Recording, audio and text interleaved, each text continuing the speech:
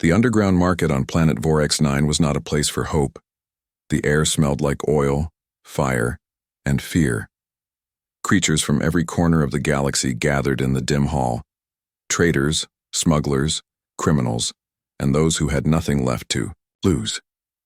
In the center stood a rusted metal stage lit by flickering lights. A bored alien shouted into a microphone, "Next item.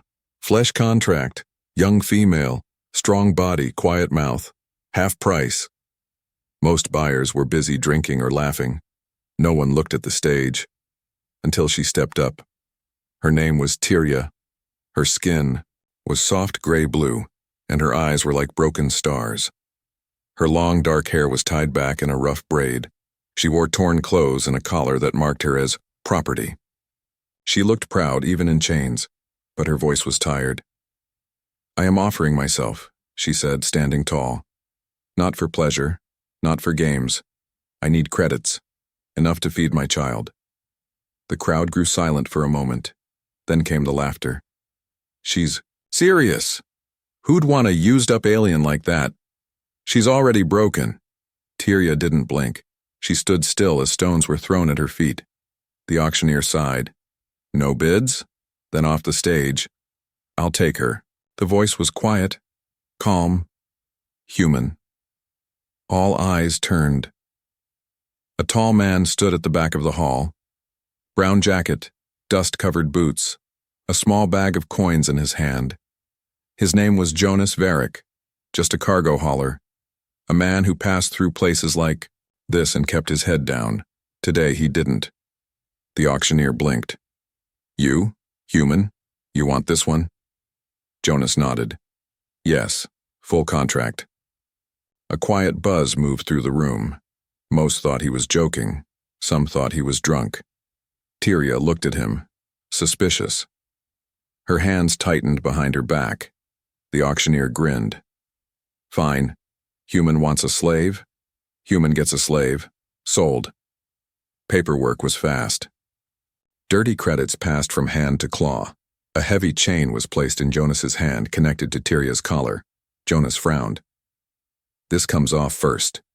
The seller laughed. "You're the boss now." Jonas walked to Tyria. She didn't move. He pulled out a small tool and broke the collar off in one snap. It fell to the ground. She stared at him. "You're letting me walk?" Jonas nodded. "I'm not here to keep you, just to help." She narrowed her eyes. "No one helps for free." Jonas looked her straight in the eyes. "Someone should." They walked out of the auction hall together. No one followed. No one cared. Another human and another broken alien.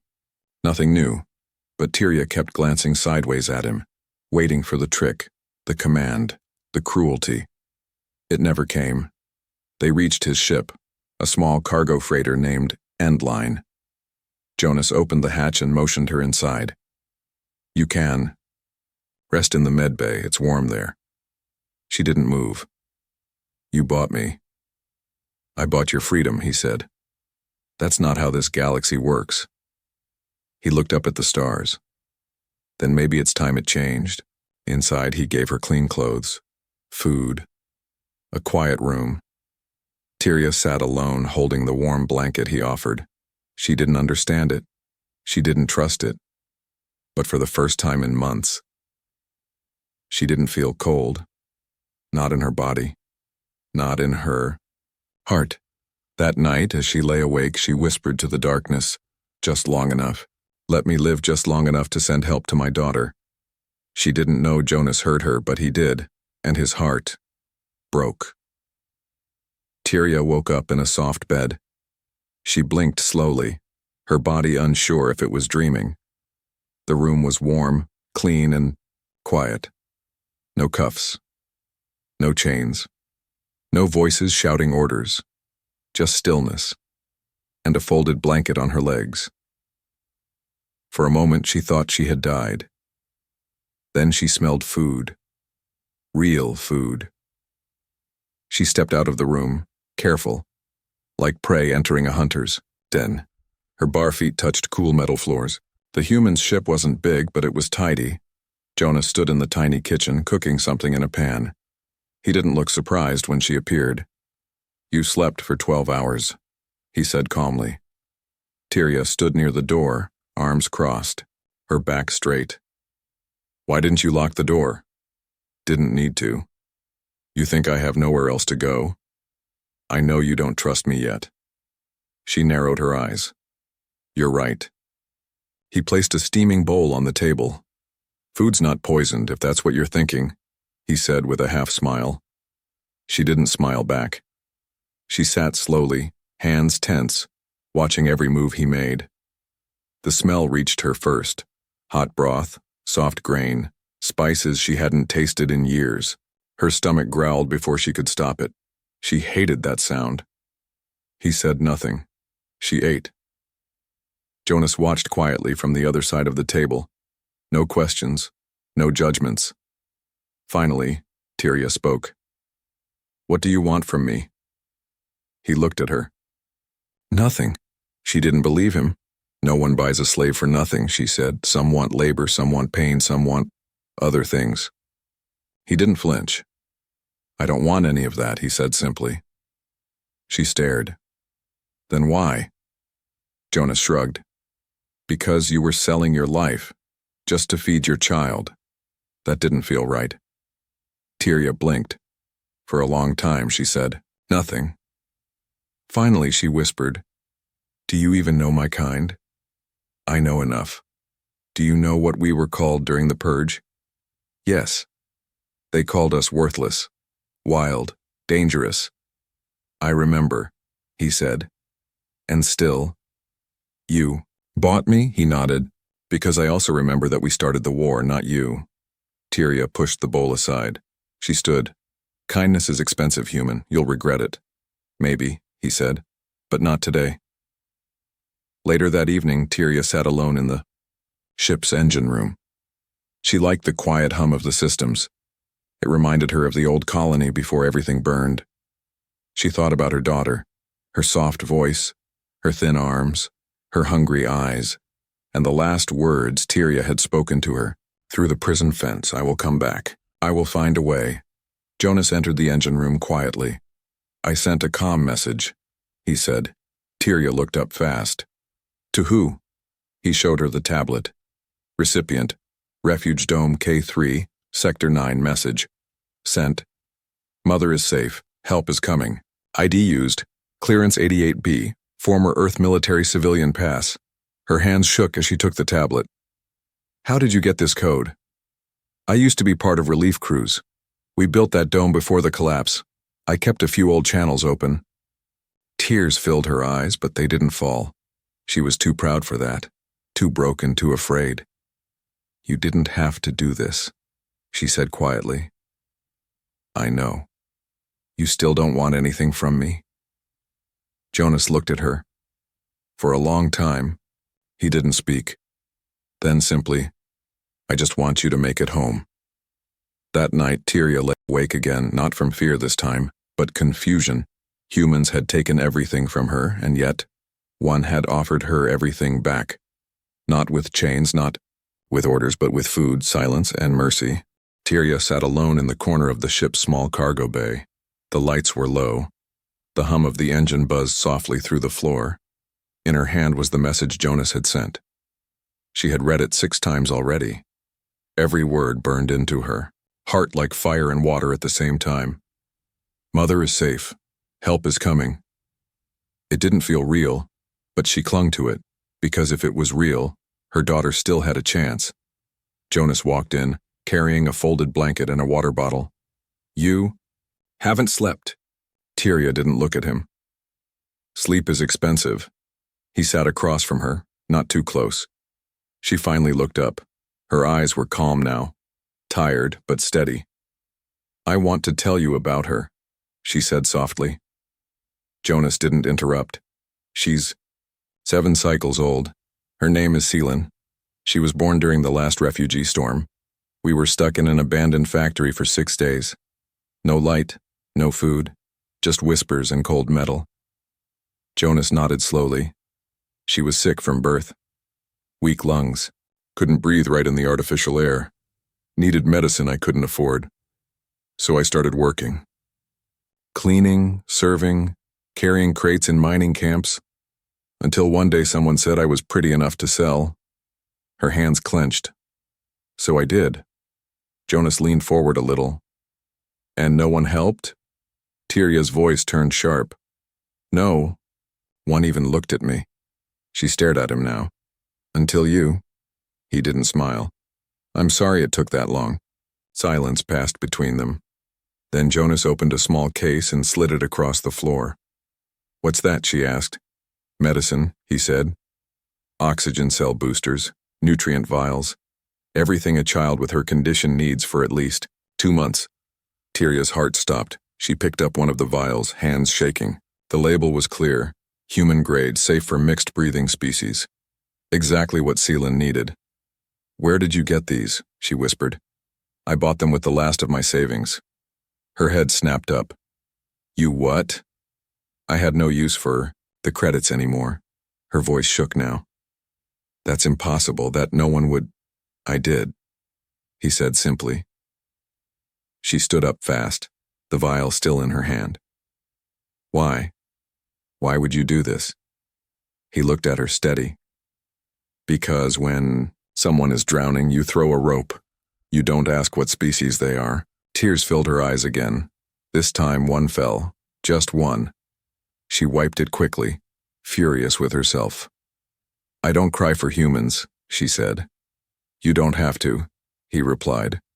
But I'll cry for you if that helps. She let out a strange sound, not laughter, not a sob, something in between. She sat down again, closer now, closer than before. Later that day, they stood in the cockpit. Stars passed slowly outside the window. Jonas entered a new course into the nav system. Refuge Dome K3, 3 days away. Tyria stared out at the stars. Will she remember me? She asked, almost to herself. She never forgot you, Jonas said. She just needed to know you were coming back. Tyria turned to him, and in a voice softer than he had ever heard, she said, I sold myself for her. But you bought me back. Jonas didn't reply.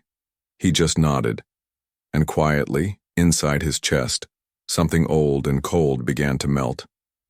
Jonas was at the ship's console checking long-range scans. Tyria stood nearby, reading the latest reply from the refugee dome. Her hands were tight around the datapad. The message was short, but it meant everything. Seelan is stable, waiting for Mother. She closed her eyes and whispered, Just a little longer, little one. But the moment was broken. A sharp beep flashed across Jonas's screen. Unregistered, ship approaching. No beacon, no ID. His face hardened. Trouble. Outside, in the deep of space, a black vessel cut across the stars like a blade. No lights, no markings. But Jonas recognized the model. Syndicate. The same slavers who had auctioned Tyria. They had found them. He turned to her. Get to the back room, lock it down. Tyria shook her head. No. This isn't a debate, he said, powering up the engines, but she was already grabbing one of the stun batons from the wall. I know who they are, and I'm not hiding this time. Within minutes, the ship shook. They'd been boarded. Metal. Boots echoed down the hallway. The enemy didn't knock. They forced their way in with cutters and brute force. Jonas stepped into the hall, armed. A tall, alien thug stepped forward, grinning. We've come for what's ours.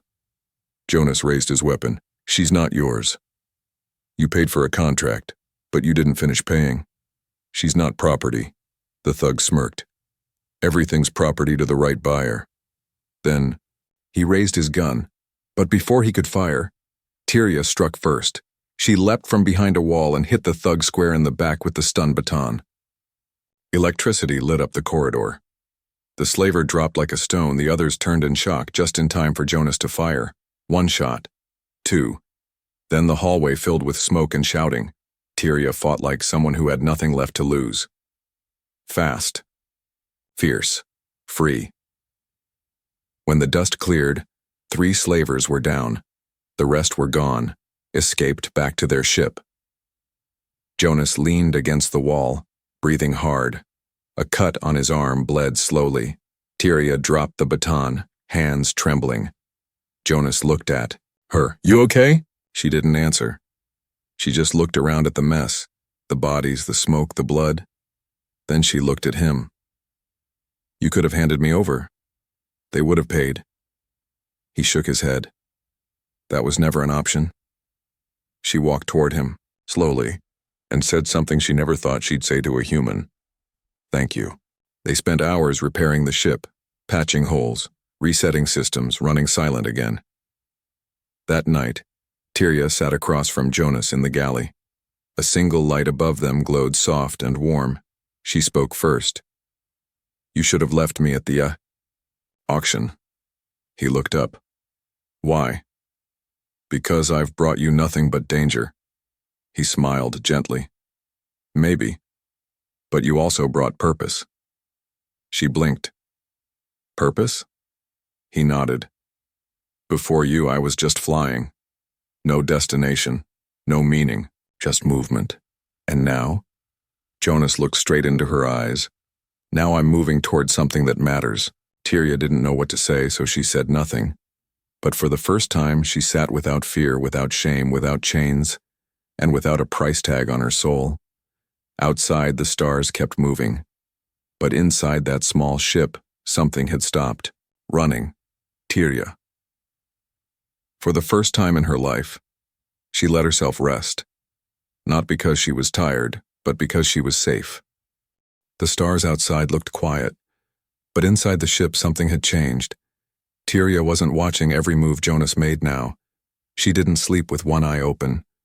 She didn't hide her fear behind sharp words or cold silence anymore, because slowly, quietly, she had started to belong.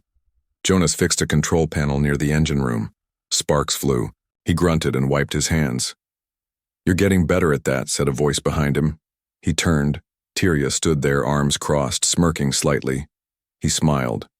"You spying on me now?" "Just making sure the human doesn't break his own ship." Jonas laughed softly. "You're welcome to take over." She paused. "Maybe I will." Later in the galley, they shared a simple meal. Rehydrated stew. Nothing special. But Tyria ate without looking over her shoulder, without thinking of running, and Jonas watched her, quietly, like he always did. When she caught his eyes, she asked, "Why do you always look at me like that?" He didn't answer. Right away. Then he said, "Because I've never seen someone survive everything, and still stand like they matter." Tyria blinked. "You think I matter?" He nodded. "To me, you do." She looked away, her voice quiet. "You didn't buy me to love me, Jonas." "No," he said. "I didn't buy you at all. I bought your freedom." She looked up sharply. "That's just words. In every part of this galaxy, once someone pays for you, they own you.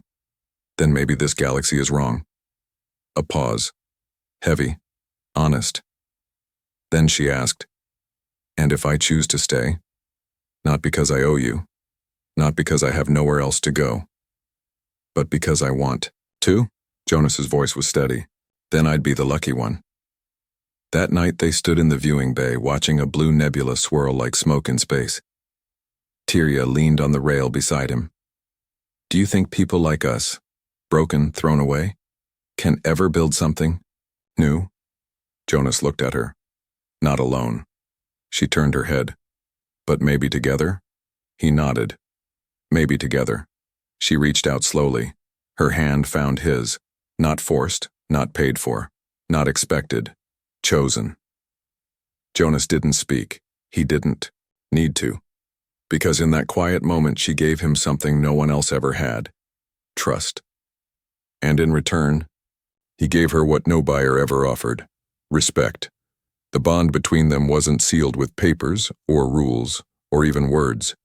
It was built in small moments, in meals shared, in wounds healed, in glances held too long. When Tyria finally said, "You make me feel like I was never for sale," Jonas replied, "You never were." The refugee dome looked nothing like Tyria remembered. 3 years ago it had been broken, walls cracked, roofs leaking, people lying on metal floors with empty eyes. It smelled like smoke, sickness, and sadness. Now, it stood stronger, repaired, panels, clean air vents, lights that worked. Hope had returned. A little. The ship touched down outside the landing zone. Tyria stood in the open ramp, frozen. Jonas waited beside her, silent. She didn't move. "What if she doesn't know me anymore?" she whispered. Jonas looked at her. "She remembers." She was so small. Tyria said, barely breathing. "So sick." "She's alive because you gave everything," he said. "She knows that." Tyria slowly stepped down, one foot, then another. They walked into the dome. People stopped and stared. Tyria wasn't sure if they recognized her or just sensed the weight she carried. A medical worker approached, one of the older nurses. "You're Tyria?" She nodded. The woman's face softened. "She's been waiting." The room was small but bright. A young girl sat on a bed playing with a broken toy. Her skin was pale gray-blue, her eyes wide silver, full of light. Tyria stood in. The doorway frozen again. "Seelan," she whispered. The girl looked up. For a second she didn't move. Then, like sunlight breaking through clouds, she smiled. "Mother?" Her voice was small, fragile, but clear. Tyria fell to her knees, arms open. Seelan rushed into them, and for the first time in years, Tyria held her child again. They didn't speak for a long time, just held. Jonas stood by the door, quiet, his heart heavy in his chest. Seelan peeked up at him. Her small hands clung to her mother's arms. "Who's that?" she whispered. Tyria looked at him too, and smiled, truly smiled. "That's Jonas," she said. "He helped me find you." Seelan tilted her head. "Is he a good human?" Tyria kissed her forehead. "He's the best one." Seelan walked up to him slowly, shyly. She reached out and touched his hand. "Do you tell stories?" she asked. Jonas blinked. Sometimes." She climbed onto the bed. "Can you tell me one now?" Tyria laughed softly. "You don't have to." Jonas sat beside her. "I'd love to." He began a simple story about a quiet man who flew through space, carrying stars in his pocket, looking for someone to save. Seelan's eyes sparkled, and then, without thinking, she leaned her head on his arm and whispered, "Thank you, Father." Jonas froze. Tyria looked up sharply, but Seelan was already falling asleep beside him. Jonas gently tucked the blanket around her. He looked at Tyria, uncertain. "I didn't ask for that." She smiled. "But maybe you earned it." Later that night, Tyria found him standing outside under the dome's soft glass sky watching the stars. "She called you father," she said. He nodded slowly. "I'm not sure I deserve it." "You stayed. You fought. You brought her medicine. You told her stories," she said. "What else do fathers do?" He turned to her. "And what about you?" She stepped closer. "I gave her life." She looked up at him. "But you gave us both something bigger." "What's that?"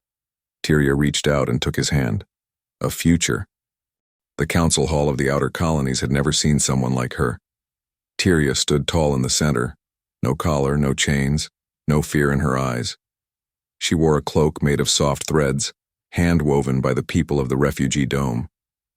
Her daughter stood beside her, holding her hand tightly, and Jonas, he stood just one step behind her, not in front, not above, beside. The council speaker's voice rang out through the wide chamber.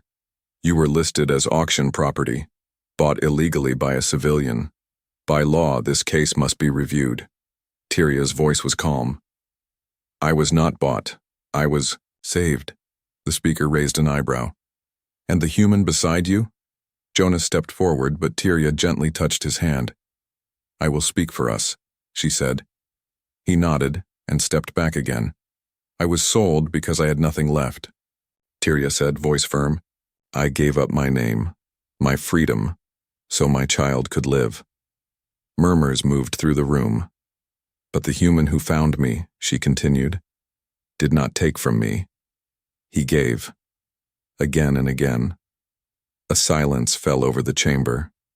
He had every chance to own me, she said, but he never did. Instead, he waited. He listened. He respected. She turned to look at Jonas. And slowly, he became more than my rescuer. She smiled. He became my choice. One elder leaned forward. You mean to say, you love this human? Tyria's answer came without hesitation. No. I chose him. That is more powerful than love where I come from. Jonas blinked at that. So did many in the room. The speaker stood. Do you wish to become his registered bondmate? Tyria stepped forward. No, she said. A gasp spread across the hall. Even Jonas froze.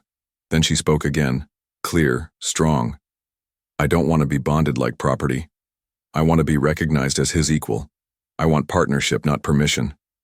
Jonas smiled slowly. Tyria looked at him. Do you accept that, Jonas Varric? He stepped to her side and held her hand. I always did. And just like that, across a galaxy built on power, trade, and fear, a new bond was formed. Not from laws, not from war, but from will, from choice. Weeks later, in a small home near the stars, Tyria cooked a simple meal while Seelan read from a datapad. Jonas worked nearby, repairing a broken transmitter. The light from the window touched them all. Peaceful, normal, real. Seelan looked up suddenly. Mother? Yes? Are we safe now? Tyria smiled. We are. Forever. Jonas chuckled. That's a long time. Tyria leaned over and kissed her daughter's head. Then we'll take it one sunrise at a time. That night, under the stars, Tyria sat beside Jonas. She held his hand, the same way she had on the ship. You know what I was, she said. I know who you are, he replied. She smiled softly. I was once sold like a thing. But now, Jonas whispered, you're something no one can ever price again. She rested her head on his shoulder. Not a slave, she said. Not a pet, he added. They spoke the last part together. But a partner.